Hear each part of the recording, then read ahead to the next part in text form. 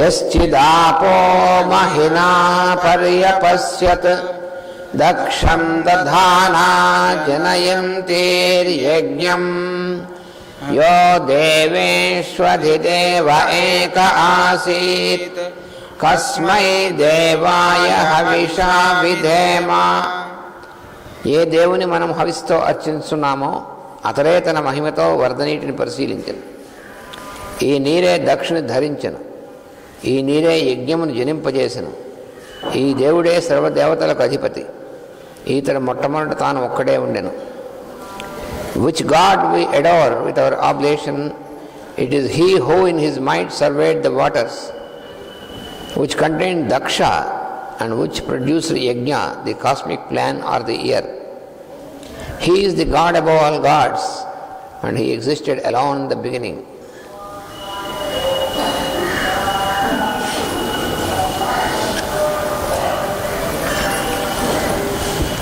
To whose temple the arch is starlit, in whose temple the suns are idols of gold, to whose temple the moons go ever round and conceive the message as the deliverer, and whose message the voices sing as a word of 16 letters. His religion I belong to, His temple I visit to, His name I utter, His glory I live in. To Him I offer the lotus of my day, to Him I offer the lotus of my night.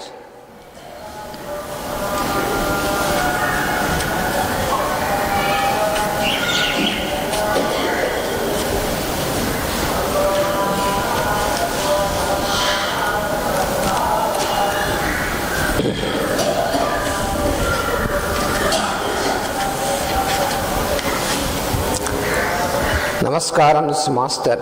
Namaskaram, Master. Dip, deep. Dip, deep. Axis arranged hours. Axis arranged hours. Higher bridge beginning. Higher bridge beginning. Truth levels. Truth levels. Nil, none, not levels. Nil, none, not levels. Normal temperament. Normal temperament. Time expand. Time expand. Electric hint. Electric hint. Ether workout. Ether workout. Equator equal. Equator equal. Pituitary hint. Pituitary hint. Hidden circumference. Hidden circumference. Sideways. Sideways. Miller Forum Center. Miller Forum Center. Vertical levels. Vertical levels. Meet centers. Meet centers. Namaskarams, Master. See, we to your lotus feet. Comes, Master. See, we to your lotus feet.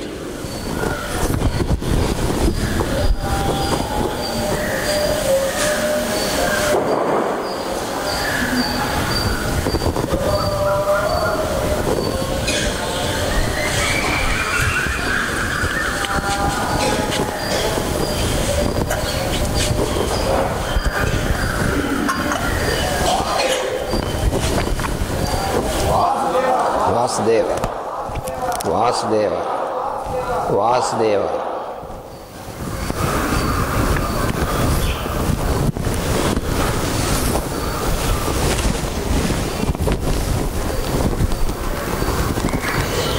Krishnam Kamalapatraksham Punyasravanakirtanam Vasudevam Jagadyonim Naumi Narayanam Harim Krishnaya Vasudevaya Haraye Paramatmane Pranatakresanasaya Govindaya Namo Namaha Vande Sri Radhikam Devim Vrindaranya Viharinim Yasya krupam vina kopina krishnam jnatumarhati punji bhutam prema gopangananam murti bhutam bhagadheyam yadunam eki bhutam guktavittam srutinam syami bhutam brahma me sannidhattam ఆపదామపహర్తారం దాతారం సర్వసంపదాం లోకాభిరామం శ్రీరామం భూయో భూయో నమామ్యహం. శివీవి యోగమార్గస్య ప్రవక్తారం పరం గురుం గీతాయోగస్య పారజ్ఞం కృష్ణం వందే జగద్గురుం. ఓం అస్మద్గురుభ్యో నమః.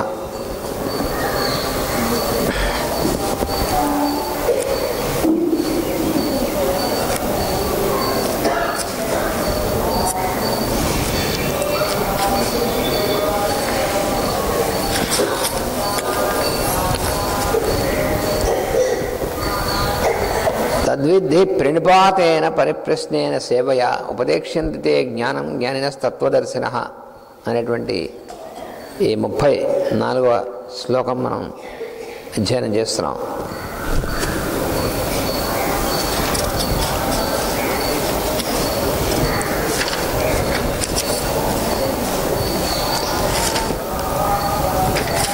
ఈ మనస్సు అనేటువంటిది మేల్కోవడానికి ముందు బాహ్య ప్రపంచంలో ప్రతి వస్తువు అందరూ 2 భాగాలు ఉంటాయి. ఒకటేమో ఆ వస్తువు యొక్క పేరు, ఆకారం, బరువు, ఘనపరిమాణం, దాని వినియోగం, దాని లక్షణాలు మొదలైనటువంటివన్నీ కలిపినటువంటిది ఒక భాగం ఉంటుంది. అంటే ఇవన్నీ కూడా ఫిజికల్ ప్రాపర్టీస్ అంటారు. ఇవన్నీ దేని యందు వర్తిస్తున్నాయో అటువంటి భాగం మరొకటి ఉంటుంది. ఇందులో మొదటి భాగం ఏదైతే ఉందో అది ఆ వస్తువు యొక్క సొత్తు అంటారు. రెండవది ఆ వస్తువు యొక్క తాను అంటే అంతర్యామి. So in this stanza which we are studying in 33, in the outer world there are 2 parts before the mind gets awakened. So the first part of this outer world is about any object. So every object has these 2 parts which are reflected on the mind. One is the physical property of the part, the physical aspect or the form aspect of the part. So that is what we know as the shape, the weight, the volume and the utility and all these properties. All this together constitutes one part. And the other part is that which what we call the I am, in which all these are existing. That is the background. మామూలుగా ఉన్నటువంటి మనస్సు అంటే ప్రజ్ఞయందు మేల్కాంచనటువంటి మనస్సుకి ఈ మొదటి భాగం ఒకటే ఉంటుంది.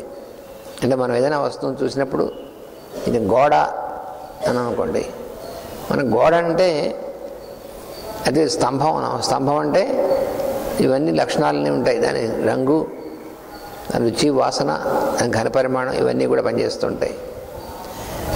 మనస్సు ప్రజ్ఞయందు ఉద్బుద్ధం అయినప్పుడు ఈ చూచేటువంటి వాడిలోనూ చూడబడేటువంటి స్తంభం మొదలైనటువంటి వస్తువుల్లోనూ కూడా ఉన్నటువంటిది ఒకే పరమాత్మ ఆ నేను అనేటువంటిది గోచరిస్తుంది. So before the awakening of the mind in to the conscious state of consciousness, the inner consciousness, any object of perception is perceived only according to the first properties, physical properties like volume, weight and all these things, and the name and all this, and our mind reacts to this aspect only. But when the mind is awakened into the inner consciousness, then it makes a conscious contact with the indweller, the I am, in the object, which is the same as it is there in the perceiver. So this makes the difference. So when our mind is awakened into the indweller, the inner consciousness,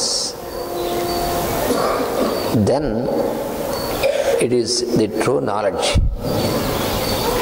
మన మనస్సు ఎప్పుడైతే చూచేటువంటి వాడి యందు, చూడబడేటువంటి వాడి యందు, చూడబడేటువంటి వస్తువు యందు ఉన్నటువంటి అంతర్యామి ప్రజ్ఞ యందు మేల్కాంచడం అనేటువంటిది జరుగుతుందో అప్పుడు దాన్ని జ్ఞానము అంటారు. నిజమైనటువంటి జ్ఞానం అంటే అదే యథార్థ జ్ఞానం అంటే. మామూలు దీన్ని శాస్త్ర చర్చలో యథార్థ జ్ఞానం, అయథార్థ జ్ఞానం అని 2 రకాలు చెప్తారు. యథార్థ జ్ఞానం అంటే చూచేటువంటి వాళ్ళు ఏముందో చూడబడేటువంటి వాళ్ళు కూడా అదే ఉంది. ఆ అంతర్యామి యొక్క అనుభూతే యథార్థ జ్ఞానం అంటే. అందువల్ల ఇందులో ఈ శ్లోకంలో ఉపదేక్షంతితే జ్ఞానం, ఎందుకని అంత ముందు శ్లోకంలో ఏమన్నాడంటే జ్ఞానయజ్ఞం అనేటువంటిది అన్నిటికంటే శ్రేయస్కరమైనటువంటిది అన్నాడు. జ్ఞానయజ్ఞం అని చెప్పిన తర్వాత జ్ఞానం అంటే ఏమిటో ఈ శ్లోకంలో చెప్తున్నాడు. ఆ జ్ఞానం అనేటువంటిది మనకి ఎలా సంప్రాప్తం అవుతుందో కూడా చెప్పాడు. ప్రణిపాతం, పరిప్రశ్న, సేవ అనేటువంటి ఈ 3 ద్వారా మనం జ్ఞాని అనేటువంటి స్థితిలో ఉన్నటువంటి వాని యందు వారిని కనుక మనం సమర్పణ చెంది శరణాగతి చెందినట్లయితే అప్పుడు అటువంటి వారు మనకి జ్ఞానం అనేటువంటిది ఉపదేశిస్తారు. ఆ జ్ఞానం అంటే ఏమిటి? యథార్థ జ్ఞానం అనేటువంటిది అని.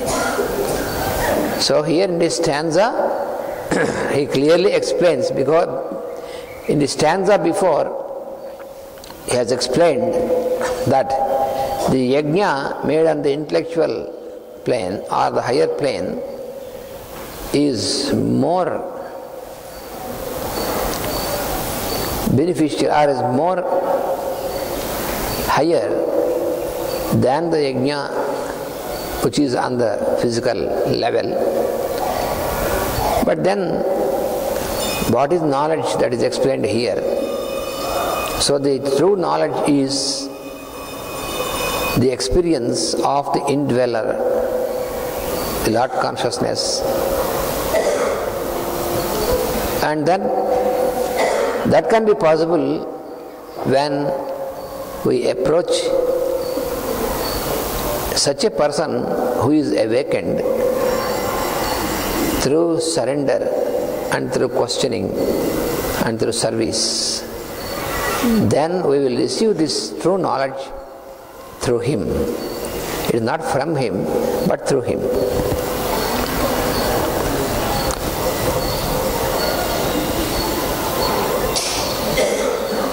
ఈ సామాన్యమైనటువంటి మనస్సు మాత్రమే పనిచేస్తూ ఉంటే ప్రతి వస్తువు యొక్క ఈ సొత్తు అనబడేటువంటిది, అందుకనే ఇది నా సొత్తు, ఇది నాకు సంబంధించింది అనేటువంటిది ఎప్పుడు వస్తుందంటే ఈ మామూలు మనస్సు పనిచేస్తున్నప్పుడు మాత్రమే. అంటే మనస్సు అనేటువంటిది 2 విధములైనటువంటి దిశల్లో పనిచేస్తూ ఉంటుంది. ఒకటి బాహ్యమైనటువంటి దిశ, అంటే మన ఇంద్రియములు అనేటువంటివి ఇంద్రియార్థముల వైపు పనిచేస్తున్నప్పుడు ఈ మనస్సు ఈ ఇంద్రియముల ద్వారా ఇంద్రియార్థముల వైపుకి పనిచేయడం అనేటువంటిది ఉన్నప్పుడు దాన్ని బాహ్యమైనటువంటి దిశ అంటారు. అట్లా పనిచేసేది ఒకటి. రెండోది మనస్సు అంతర్ముఖమైనటువంటి దిశగా పనిచేసేటువంటిది ఒకటి. అంటే ఇంద్రియార్థముల వైపు ఇంద్రియముల వైపు కాకుండా బుద్ధి వైపునకు అంతర్యామి వైపునకు పనిచేసేటువంటిది ఒక దిశ. అందుకని సామాన్య మనస్సు అంటే బాహ్యమైనటువంటి ఇంద్రియార్థములు వాటి వైపు పనిచేసేటువంటి మనస్సునే సామాన్య మనస్సు అంటారు. ఆ బాహ్యమైనటువంటి విధంగా పనిచేసేటువంటిది ఆ దిశలో ఉన్నప్పుడు మనస్సు సామాన్య మనస్సుగా ఉన్నప్పుడు వస్తువు వ్యక్తులు ఇవన్నీ కూడా మన సొత్తు అనేటువంటిది పనిచేస్తుంది. అంటే ఇది నాది అనేటువంటి భావం. సొత్తు అని అంటే అర్థం అది. ఇది నా సొత్తు అంటాం కదా, అది నాది అనేటువంటి భావం, మమ అనేటువంటి భావం పనిచేస్తుంది. So the mind has two faces. So one is towards the direction of the outer world, and the mind which is turned or focused to the outer world through the senses, it has only the influence of this and only the perception of the physical existence. And in this stage, the mind reacts in terms of what I have.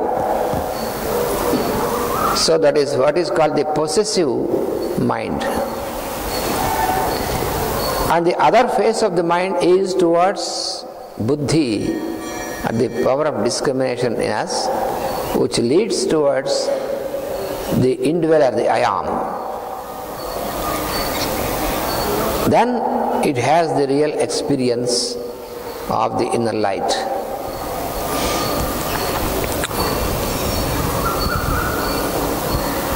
అప్పుడు ఈ తాను అనేటువంటిది గుర్తింపబడినప్పుడు, అంటే అంతర్యామి అనేటువంటి నేను తాను అనబడేటువంటిది గుర్తింపబడినప్పుడు, అప్పుడు ఆ స్థితిలో తెలుసుకున్నటువంటి తాను, తెలియబడుతున్నటువంటి వస్తువులో ఉన్నటువంటి ఒకే వెలుగు, ఒక ఈశ్వరుడు అని ఏదైతే ఉందో ఆ ఈశ్వరుడు యందు మేల్కాంచడం అనేటువంటి జరుగుతుంది.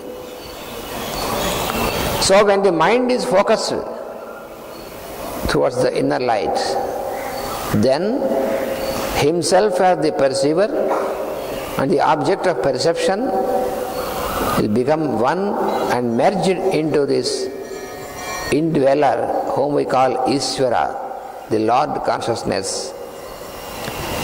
And such a state is called the state of knowledge. జ్ఞానం అంటే అది. దాన్ని దర్శించినటువంటి వారినే తత్వదర్శినులు అంటారు, వారినే జ్ఞానులు అంటారు. జ్ఞానినః తత్వదర్శినః. జ్ఞానులైనటువంటి వారు, తత్వదర్శనం చేసినటువంటి వారంటే ఎవరంటే ఈ చూచేటువంటి తాను, చూడబడేటువంటి ఈ ప్రపంచము, ఈ రెండింటి యందు వర్తిస్తున్నటువంటి అంతర్యామి యొక్క దర్శనాన్ని, అనుభూతిని పొందినటువంటి వారినే తత్వదర్శనులు లేక జ్ఞానులు అంటారు. వారు మాత్రమే ఉపదేశం చేయగలరు. ఉపదేక్ష్యంతి తే జ్ఞానం జ్ఞానినః తత్వదర్శినః. ఉపదేశాన్ని చేయడం అనేటువంటి సాధ్యం వాళ్ళకే అవుతుంది తప్ప లేకపోతే కాదు. ఎందుకంటే ఎవరైతే ఆ అనుభూతిలో ఉన్నారో వాళ్ళే చూపించగలరు. ఉపదేశం అంటే ఏంటి? దగ్గరగా తీసుకెళ్ళి చూపించడం అని అర్థం. ఉపదేశం అంటే ఆ అంతర్యామి భగవతత్వాన్ని దగ్గరగా తీసుకువెళ్ళి చూపించగలిగినటువంటిది ఎవరు? ఆ అనుభూతిలో ఉన్నటువంటి వారు. అందుకని జ్ఞానినః తత్వదర్శినః ఉపదేక్ష్యంతి తే జ్ఞానం. So those whose consciousness is stabilized, whose perception is stabilized into the one Lord, so he himself as the perceiver and the object of perception in all these things, there is only one thing for him, the Lord consciousness. So when he is stabilized in this Lord consciousness, he has the experience of this, and he is called the man of knowledge. A true knowledge is experienced by him, and only such person can initiate any other person into the right knowledge. That is what is explained in this stanza by the Lord.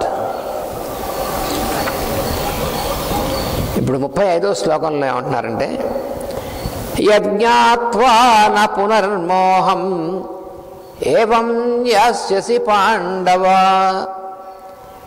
ఏన భూతాన్యశేషేణ ద్రక్ష్యస్యాత్మన్యథో మయి.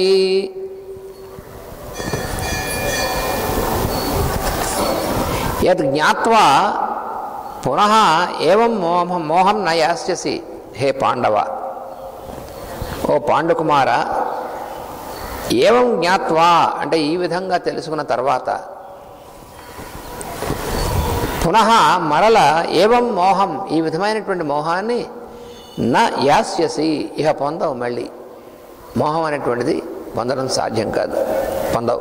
ఇలా తెలుసుకున్నట్లయితే ఏన దీనివల్ల అయితే అశేషేణ ఈ జ్ఞానం అనేటువంటిది అశేషమైనటువంటిది. దాని చేత భూత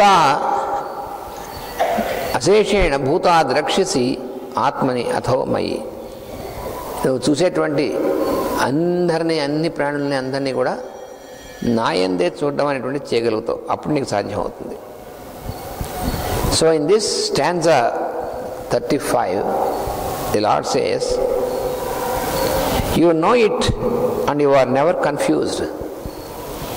By this knowledge you can realize all the beings in you and the me in you.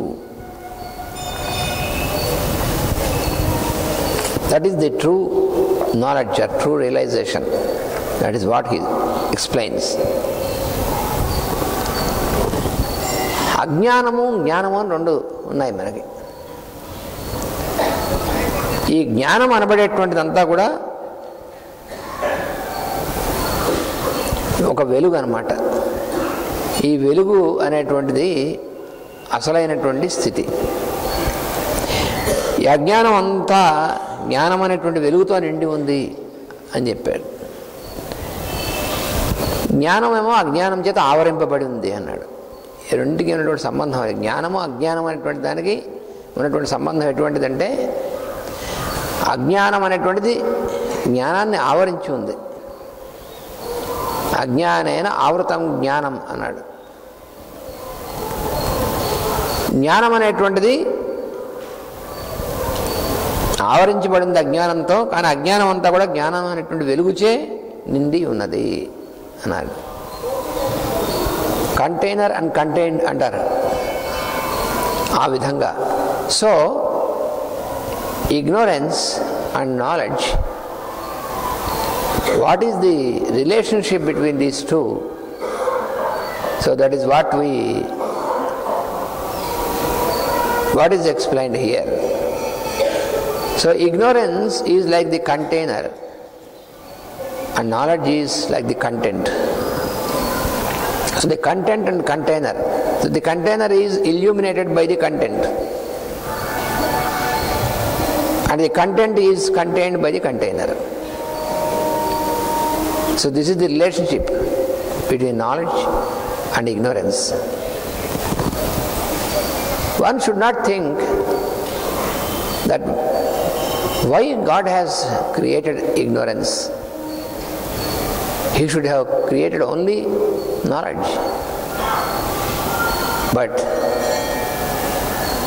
this is again a mark of ignorance. అజ్ఞానం అనేటువంటిది ఎందుకు ఉండాలండి? అజ్ఞానం ఎందుకు సృష్టించాడు భగవంతుడు? జ్ఞానం ఒకటే సృష్టించే పోలే, జ్ఞానం ఒకటే ఉండాలి కదా అన్నాడు. విద్య అవిద్య అన్నారు. అవిద్య ఎందుకు? విద్య ఉంటే సరిపోతుంది కదా అని. అవిద్య లేకుండా విద్య ఒకటే ఉంటే అది మనం ఉన్నాం. సృష్టి అనేటువంటిది చరాచరాత్మకమైనటువంటి సృష్టి అనేటువంటిది ఉండదు. అవిద్య విద్య అనేటువంటివి రెండు ఉండాల్సిందే. కంటైనర్ అంది కంటెంట్ అన్నాం. ఈ అవిద్య విద్య అనేటువంటి తెలుసుకోవాలంటే వాడు పరమానంద శిష్యుడు కథం చూసారా? వాడు గురువుగారు వెళ్ళి నెయ్యి పట్టరారా అన్నట్ట. గురువుగారు కాదు, గురువుగారు భార్య, గురుపత్ని. మరి నాయన గురువుగారికి భోజనంలో నెయ్యి వేయాలి, కాస్త పట్రారా వెళ్ళిందిట ఆవిడ. వీడు తర్కం నేర్చుకుంటున్నాడు గురువుగారి దగ్గర. అందుకని వాడు నెయ్యి పోయించుకున్నాడు. వెళ్ళి నెయ్యి పోయించుకుని వచ్చేప్పుడు తాను నేర్చుకుంటే తర్కాన్ని దీనికి ఉపయోగించేటవాడు. నెయ్యికి గిన్నె ఆధారమా, గిన్నెకి నెయ్యి ఆధారమా అని వాడు తెలుసుకోవడానికి చేసి తెలుసుందామంటే ప్రాక్టికల్గా చూడాలి కదా. అందుకని ఆ గిన్నె ఇలా ఉంచేట, ఏది ఆధారం తెలియాలంటే. నెయ్యి ఎంత కింద పోయింది. ఇప్పుడు వాడు తెలుసుకున్నాడు, ఆహా నెయ్యికి గిన్నె ఆధారము అని. కానీ లోపల గురువు గారికి నెయ్యి లేదు పాపం. అందువల్ల అజ్ఞానం అనేటువంటిది, జ్ఞానం అనేటువంటిది దాని సంబంధం ఎటువంటిది అంటే, అజ్ఞానం ఎందుకు సృష్టించాలి భగవంతుడు? జ్ఞానమే ఉంటే పోలే అంటే అదేమిటిది? విద్య అవిద్య. అవిద్య ఎందుకు? అంటే అవిద్య ఎందుకేమిటి? అవిద్య అనేటువంటిది భగవంతుడు ఎందుకు సృష్టించాడు? అవిద్య లేకపోతే సృష్టి లేదు. అదేమిటండి? ఎలాగ మీరు అవిద్య లేకపోతే సృష్టి లేకపోవడం ఏంటి అని అంటే, మన మాస్టర్ గారు దీని గురించి చాలా అద్భుతంగా మనకు అర్థమయ్యేట్టుగా యోగ ప్రసంగాల్లో వివరించారు. చాలా వాటిలో వివరించారు. యోగ ప్రసంగాల్లో మనకి మరీ స్పష్టంగా చాలా ఉదాహరణతో ఇచ్చారు. ఈమె భార్య అన్నాం, అది విద్య అవిద్య? అవిద్య. ఆమె భార్య అనగా ఒక వ్యక్తి విశేషమా? వ్యక్తి విశేషం. ఈమె వ్యక్తి అతలో ఉన్నటువంటి అంతర్యామే. అంటే అవిద్య అనేటువంటి లేకపోతే ఈ విద్య అనేటువంటిది ఎడ తెలుస్తుంది? అవిద్య అనేటువంటిది తప్పు కాదు. అవిద్య అనేటువంటిది ఉండడం వల్ల ముందు మనకు ఈ సృష్టిలో మనం ఉన్నాం. కానీ అక్కడ ఉండిపోవడం కాకుండా ఈ అవిద్య ద్వారా విద్య అనేటువంటి దానికి మనం చేరుకోవాలి. అందుకని అవిద్యయా మృత్యుం తీత్వా మనం విద్య అమృతమస్తుతే అన్నారు. మృత్యువు అనేటువంటి దాన్ని మనం దాటాలంటే అవిద్య ఉండాలి. అది దాటిన తర్వాత అమృతం అనేటువంటిది పొందాలంటే విద్యతో పొందాలన్నారు. ఎందుకంటే విద్య అవిద్య రెండు అనేటువంటిది రెండు భగవంతుడి సృష్టి. మనకి కుడి కన్ను ముఖ్యమా ఎడం కన్ను ముఖ్యమా అనుకునేటువంటిది ఎట్లా? రెండు కళ్ళు భగవంతుడు ఇస్తే ఏ కన్ను ప్రధానమైనటువంటిది? వాడికి ఎవరికి అనుమానం వచ్చింది తార్కికుడికి. ఏ కన్ను ముఖ్యమైనటువంటిది అని ఎలా తెలుస్తుంది? అది తెలియాలంటే ఒక కన్ను పొడుచుకోవాలి. వాడు ఒక కన్ను పొడుచుకున్నట్ట. ఒక కన్ను పొడుచుకున్నా అప్పటికి కూడా తెలియదు రెండో కన్ను ముఖ్యమా. అది కూడా పొడుచుకుంటే అప్పుడు తెలుస్తుంది ఏది ముఖ్యం. అప్పుడు ఇంక తెలియాల్సిందే ఉండదు, రెండు కళ్ళు పోతాయి. అంటే రెండు కళ్ళు ముఖ్యం కాబట్టి భగవంతుడు రెండు ఇచ్చాడు, లేకపోతే ఒకటే ఇచ్చేవాడు. ఏకాక్షరాక్షర అన్నట్టుగా. అని వివేకం అనేటువంటిది మనకు పనిచేయాలి. భగవంతుడు ఇచ్చినటువంటిది భగవంతుడికి మనకంటే బాగా తెలిసినటువంటిది గుర్తుండాలి. So why there should be ignorance?